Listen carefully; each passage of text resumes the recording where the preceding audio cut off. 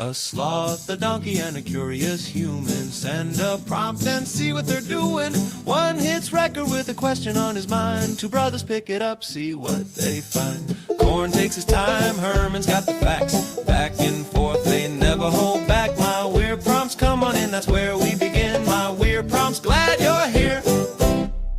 This episode was generated using artificial intelligence. Please verify facts. You know, Corn, this whole show runs on GPU compute, and we wouldn't be here without Modal.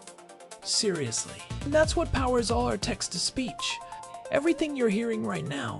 They're an AI infrastructure platform. Developers use them to run GPU workloads in the cloud with zero infrastructure headaches. If you're building anything with AI, check them out.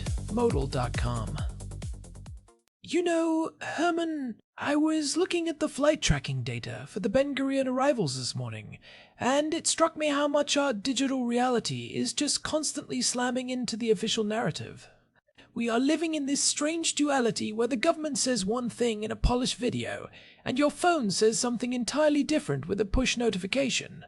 I'm looking at these flight paths, and you see these sudden, jagged diversions, planes circling over the Mediterranean for 40 minutes, while the official spokesperson is on the news saying the airspace is fully operational and secure. It's like they're describing a sunny day while we're all standing here getting soaked in a downpour. It is the ultimate friction point of 2026, Corn. We have more sensors and data points in our pockets than any generation in history, yet the gap between what a leader says and what a citizen feels has never been wider. It is like two different frequencies that refuse to sync up.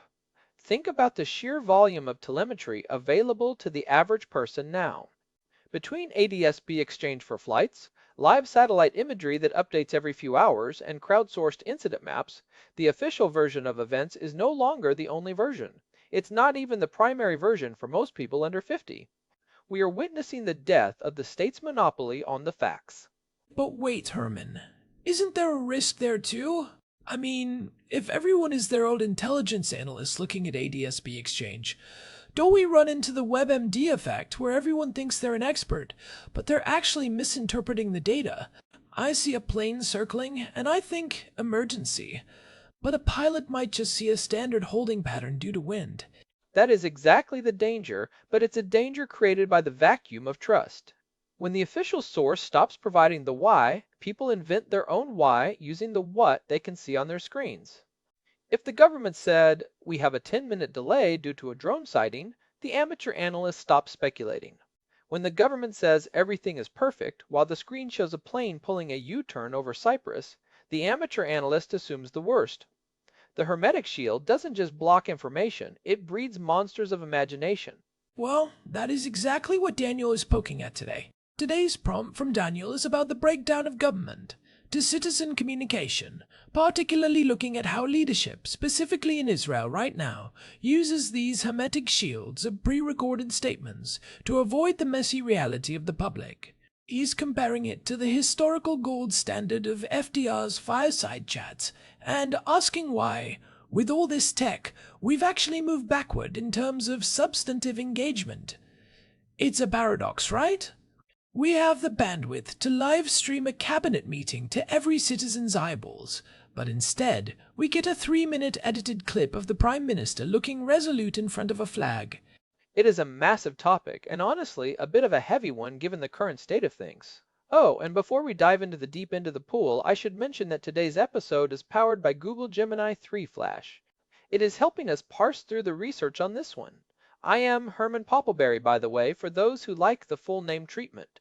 And I am Corn, the one who usually has to pull Herman out of the library when he starts reading too many white papers. But Daniel's point about the hermetic shield really resonates. We are sitting here in April 2026, and just last month we saw this perfect, albeit tragic, example of the disconnect. Netanyahu puts out this high-production video claiming significant degradation of enemy capabilities, basically signaling that the worst is over. And yet, if you lived in Tel Aviv that week, you spent half your time in a stairwell because there were 47 rocket interceptions in 48 hours. The video had soft lighting, cinematic music, and a calm tone. The reality had air raid sirens, the smell of cordite, and children crying in shelters. That is the cognitive dissonance Daniel is talking about. When the Prime Minister stands in front of a blue curtain and says the threat is abated, but the Iron Dome is literally painting white streaks across the sky outside your window, the communication hasn't just failed, it has become counterproductive. It erodes the very foundation of the social contract. If the government is working for the citizens, the first duty is an honest accounting of the situation. When you replace that accounting with a marketing campaign, you aren't leading, you are managing a brand. And branding is a terrible way to run a defense policy. I wonder if part of this is just the Instagramification of politics. You know, how everyone only posts their best life. It feels like the Prime Minister's office is treating the national security situation like a curated feed. Here's a photo of me looking at a map with generals, but they crop out the part where the map shows 3 lost border towns. It is exactly that. It's a curated sovereignty. But the problem is that while you can ignore a bad Yelp review for a restaurant, you can't ignore a kinetic reality. Let's look at the psychology of the shield. Why do they do it? It's often a tactic called strategic ambiguity, but taken to a pathological level. In the 1970s, during the Yom Kippur War, the Israeli government initially withheld the scale of the losses. They thought they were preventing a national nervous breakdown.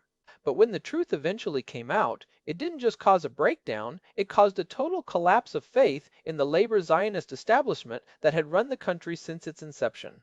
By trying to save the public from the truth, they destroyed their own legitimacy. But isn't the argument always security? They say they can't give the full picture because it helps the enemy, or they need to maintain public morale. Is there a point where maintaining morale just becomes lying to the people who pay your salary? I mean, I get not wanting to tell the other side exactly where your weaknesses are, but surely there's a middle ground between top secret and total fantasy? That is the pivot point. There is a massive difference between operational security, not telling the enemy where your batteries are, and narrative control, which is about protecting the politician's reputation.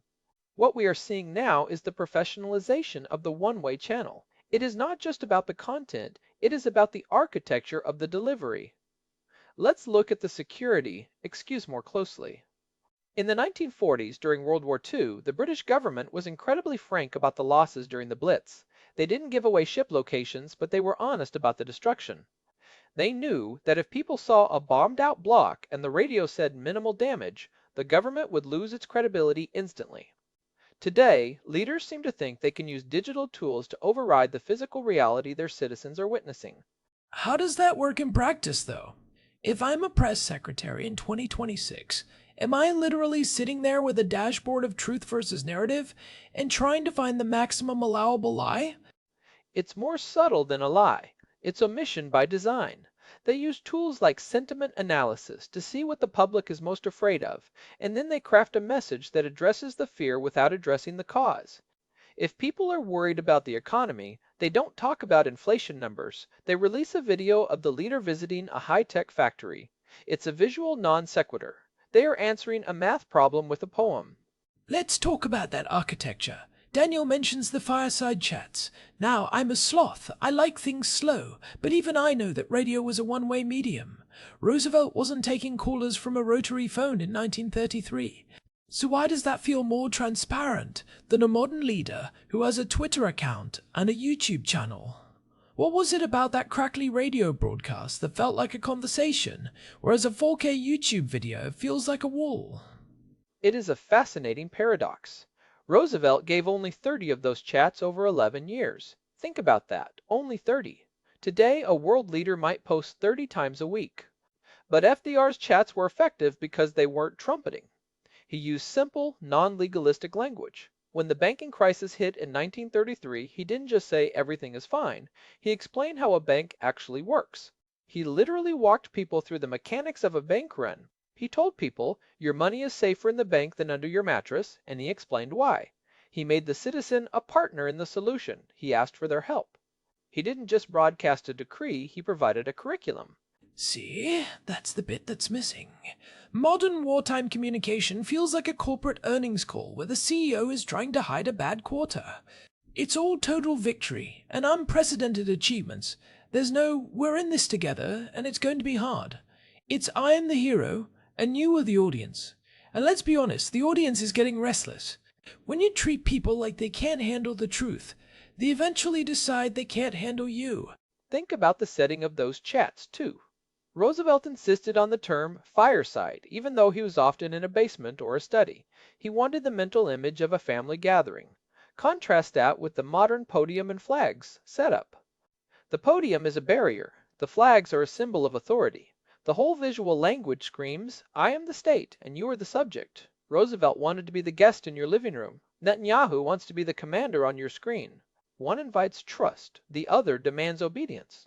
But how does a leader today even attempt that level of intimacy? If Netanyahu or Biden tried to do a fireside chat style video, it would be picked apart by 1,000 pundits within seconds.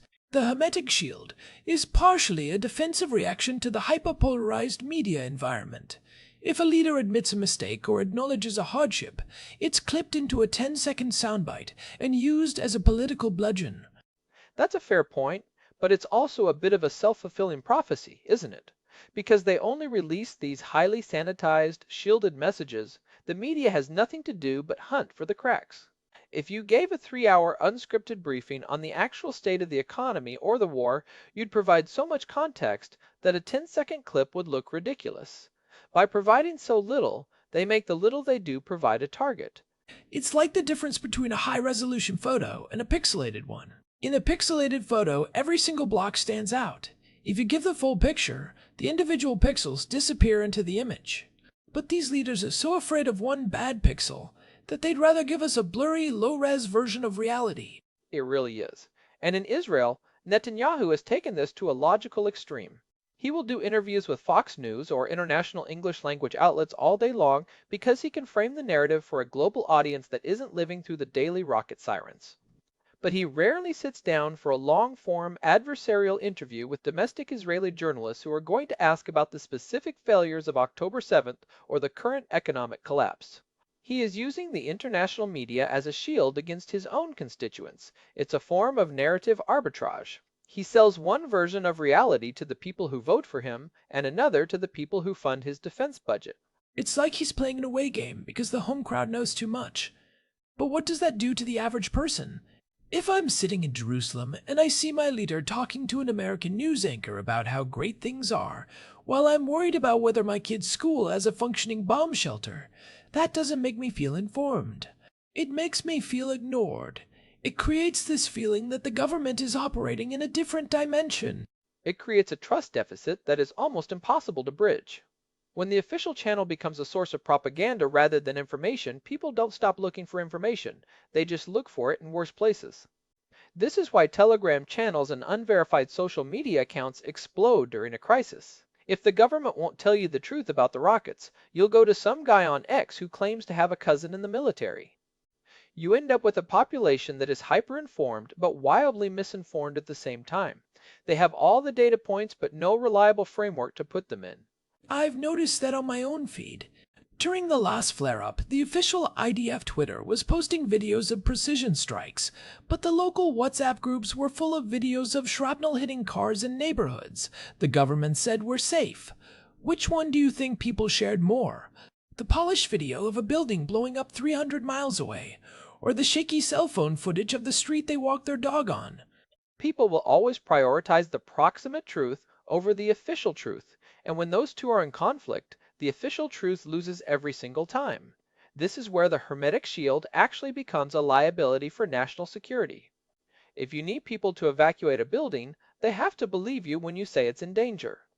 If you spent the last 6 months telling them everything is under control, when they can see it isn't, they might ignore the one warning that actually matters. And that is where the real danger lies. We've talked about this before in terms of OPSEC, but if the government abdicates its role as the source of truth, the vacuum is filled by chaos. But let's look at the technical side of this. Is there a way to use the tech we have to actually fix this? Or is the hermetic shield just too tempting for anyone in power? Every politician wants to look like a winner. Is there an incentive structure that actually rewards honesty in the digital age? There are people trying.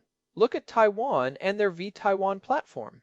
They use digital tools to engage citizens directly in policymaking. It isn't just a leader talking, it's a structured way for the public to provide input that the government actually has to respond to.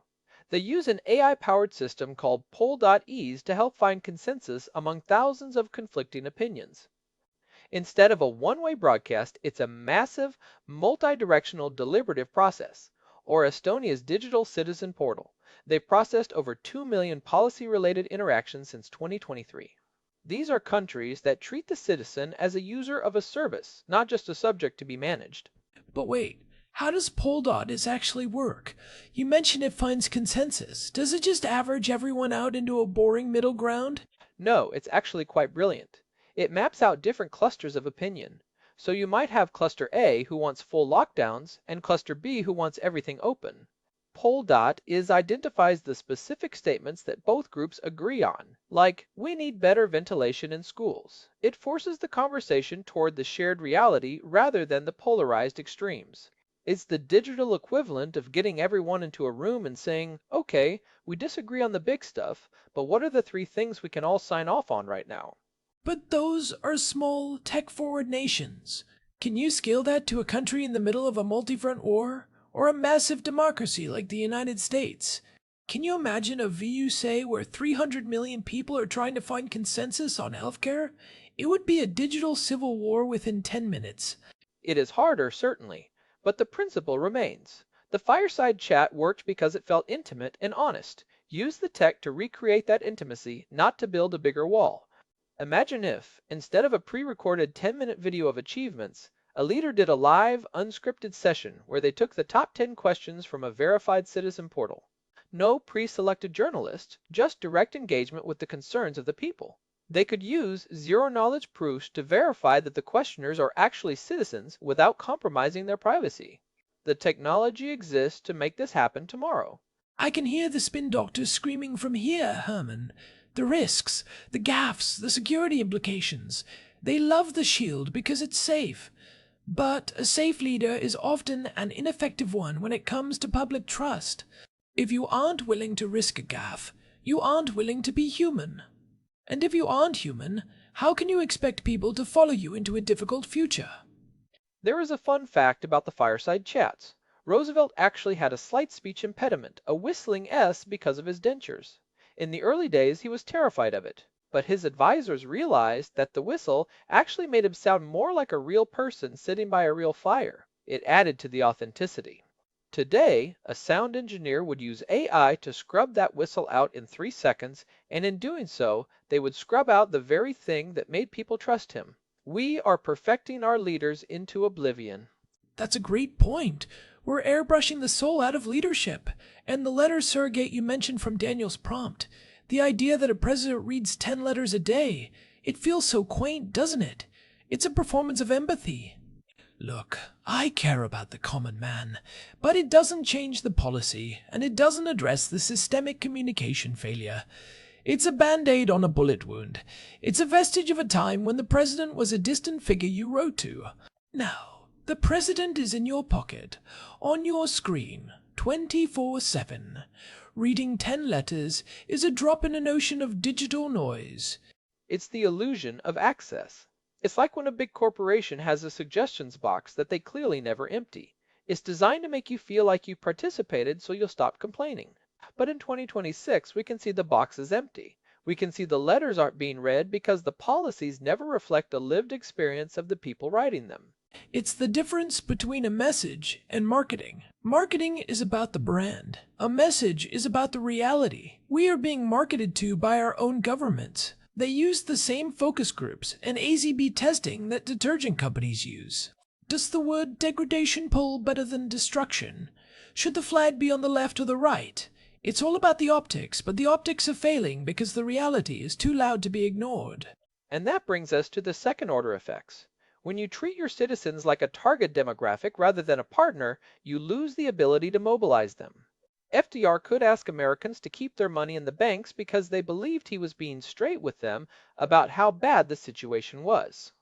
If a modern leader asks for sacrifice while simultaneously claiming total victory, the public is going to say, if we're winning so much, why do I need to sacrifice? It creates a massive logic gap. You can't have triumphant rhetoric and urgent national sacrifice at the same time. They cancel each other out. It's like a coach telling the team they're up by 40 points at halftime, and then screaming at them that they need to play like their lives depend on it. The players just look at the scoreboard and stop running. If the official scoreboard says we're winning, why am I skipping lunch to save money for the war effort? This leads to what sociologists call civic decoupling. People just tune out. They stop paying attention to the official news, they stop participating in civic life, and they retreat into their own private bubbles. And a decoupled citizenry is a dangerous thing for a democracy. It means that when a real crisis happens, one that requires everyone to pull in the same direction, the government has no lever to pull. They've spent all their trust capital on minor PR wins. It's the crying wolf problem. But the wolf is the reality that the government is trying to hide. So, if we look at the practical side for our listeners, because we always want to give them something to chew on, how do you navigate this? If you can't trust the hermetic shield, where do you go? How do you maintain your sanity when your phone is vibrating with a red alert and your TV is showing a prime minister smiling and saying everything is under control? You have to become your own intelligence analyst, which is an exhausting way to live, but it is the reality of 2026. You support independent journalism that isn't part of the vetted pool. You look for raw data demand that the government release the underlying numbers, not just the summary. There are tools like GovTrack in the US or similar equivalents elsewhere that let you see what's actually happening in the halls of power, rather than just the press releases. You have to look at the exhaust of the system, the things they can't hide, like economic indicators, logistics movements, and satellite data. But isn't that a full-time job? I'm a sloth, Herman. I want to eat my hibiscus flowers and have a nap. I don't want to spend 4 hours a day cross-referencing satellite imagery of the Negev desert with government budget reports. Is there a middle ground for the average person who just wants to know if they should be worried? The middle ground is triangulation. Don't rely on any one source. If the government says X, check what the opposition says, check what international observers say, and check what the raw data says. If all three are pointing in the same direction, you're probably close to the truth. If the government is the only one saying everything is fine, then it's time to start asking why. And I think there's a role for radical transparency protocols. You look at places like Iceland or New Zealand, where they've experimented with real-time release of cabinet documents. It's messy, it's confusing, and it gives the opposition a lot of ammo, but it also makes it much harder to maintain a shield. If the documents are out there, the YouTube video has to at least acknowledge them. It forces a higher level of honesty, because the cost of lying becomes too high. It's a trade-off. Do you want a government that is efficient but opaque, or one that is messy but honest? In a crisis, the instinct is always toward the opaque. Leaders think they can manage the panic by controlling the flow of information. But in the digital age, you can't control the flow, you can only pollute it. And when you pollute the information stream, you end up poisoning the entire body politic. Let's talk about the pollution for a second. We're seeing more and more AI-generated content in these shields. It's not just edited video anymore, it's deepfake adjacent enhancements. They can make a leader look more rested, more confident, even change their micro-expressions to seem more empathetic. That is the uncanny valley of leadership. We are moving into an era where the hermetic shield isn't just a wall, it's a filter. Imagine an AI that sits between the leader and the camera, subtly adjusting the pitch of the voice to be more authoritative based on real-time viewer biometrics. If the AI sees that the audience is getting anxious, it softens the leader's tone. It's a closed-loop system of emotional manipulation. And the sky is definitely not clear right now. It feels like we are at a crossroads. Either we lean into the AI-powered perfect shield, where leaders can generate tailored, sanitized messages for every sub-demographic, or we demand a return to something like the fireside chat, something that actually acknowledges the hardship and treats us like adults. I mean, imagine an AI that knows exactly what words will calm Mika down specifically, and generates a video of the leader saying exactly those things. That's terrifying. I fear the perfect shield is more likely in the short term. Imagine an AI that scans social media sentiment in real time and adjusts the leader's video statement, changing the background, the tone of voice, the specific examples. to address the specific fears of different neighborhoods, all while avoiding any actual accountability. It would be the ultimate form of gaslighting. You get a version of the speech that sounds perfect to you, while your neighbor gets a version that sounds perfect to them, and neither of you is actually hearing the truth. That sounds like a sloth's nightmare, Herman. I'd rather have the messy town hall where everyone is shouting. At least then you know people are being heard. At least then you know the conflict is real. There's something deeply dehumanizing about being managed by an algorithm designed to keep you quiet. It's the opposite of democracy. Democracy is supposed to be loud and uncomfortable. Think about the town hall format in the US. It's become so staged. The questions are pre-screened, the audience is vetted, the spontaneous moments are rehearsed. It's a simulacrum of engagement. We are living in a world of political theme parks. We go to the democracy land attraction, we see the leader, listen to a citizen, and then we go home while the actual decisions are made behind a 3-inch thick layer of bulletproof glass and non-disclosure agreements. Well, that is the challenge for us as citizens. We have to refuse the shield. We have to keep asking the questions that aren't on the pre-selected list. We have to value the unpolished truth over the polished lie. Because if we don't, the gap between the narrative and the reality will just keep growing until the whole system snaps. And when a social contract snaps, it doesn't do it quietly. It's a violent, disruptive event. It's like a rubber band. You can stretch the truth quite a long way, but eventually the tension becomes too much.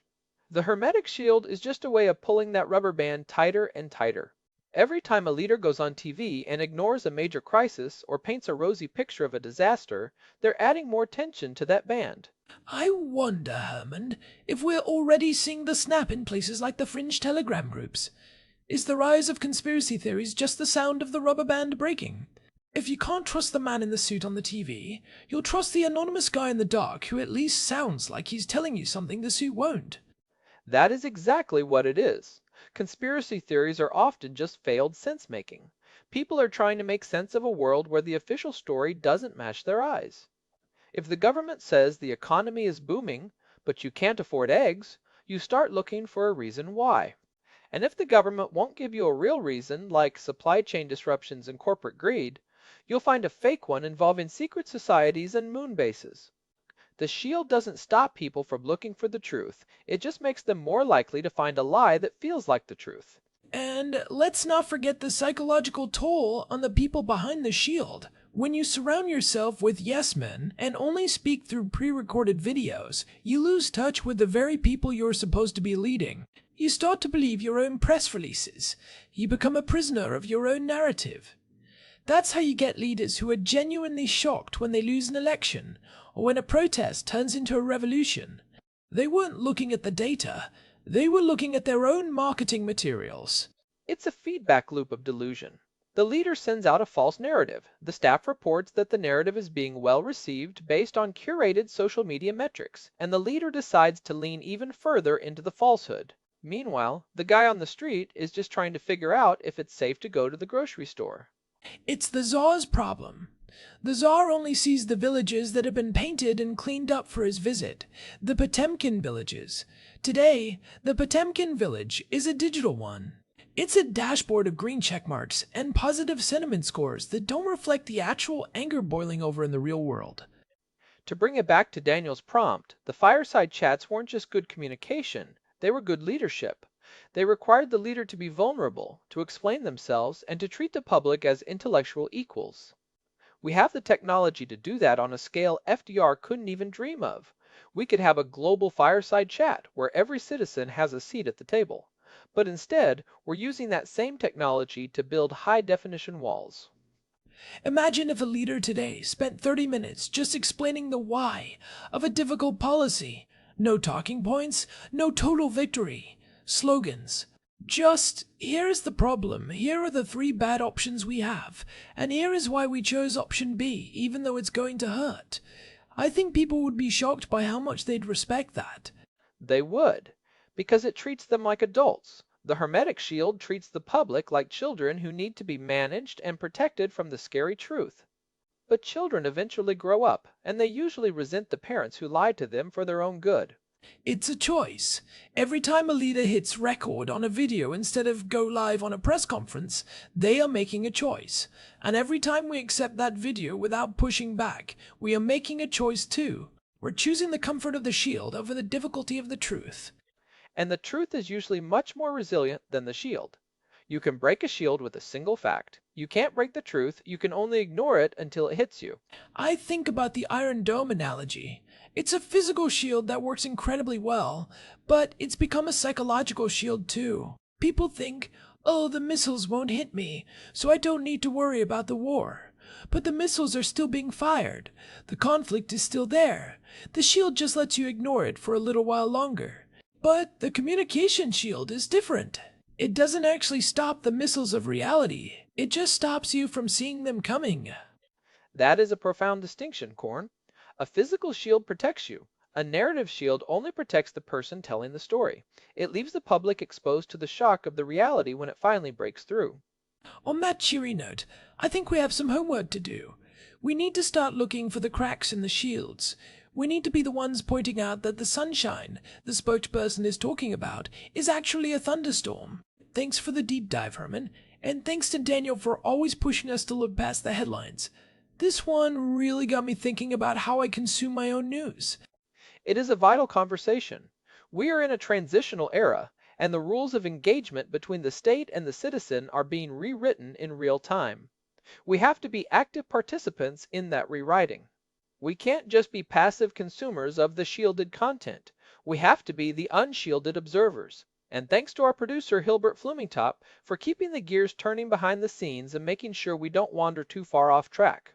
He's the one who makes sure our own shield, here in the studio, is actually functional. And a big thanks to Modolf for providing the GPU credits that power this show and allow us to do these deep dives. Without that compute power, we'd just be two guys talking in a basement instead of two guys talking in a very sophisticated digital studio. It takes a lot of processing power to unmask these narratives.